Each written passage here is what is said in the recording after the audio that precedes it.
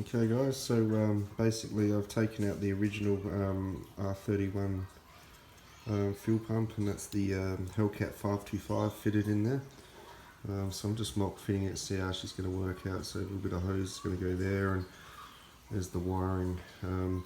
So basically you can see where the standard wiring went, that one on the far right and the second from the left there, the positive and negative. But I'm not 100% that they can handle the amps, what this thing is going to need. So basically they're just on the top there, so I'm actually thinking about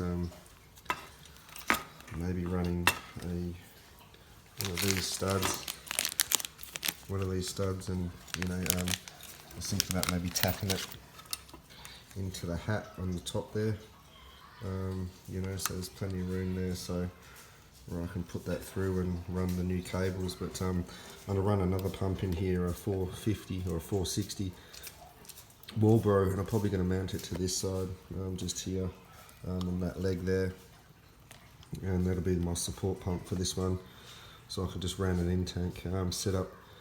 What probably won't need to change it, and it should support me for about 800 horsepower. So yeah, but any of you guys know, I mean, comment there, if I should use these, and basically solder some high amp wires on there, and do the same on the top here, and obviously make a new harness for the sender and the power supply. So, but yeah, so otherwise I'm actually thinking about getting a new bulkhead, because I have seen a few new ones. You got all your power up there and all the feed in and out, because I am going to run the dash 8 and dash 6 return. So yeah, so getting there guys.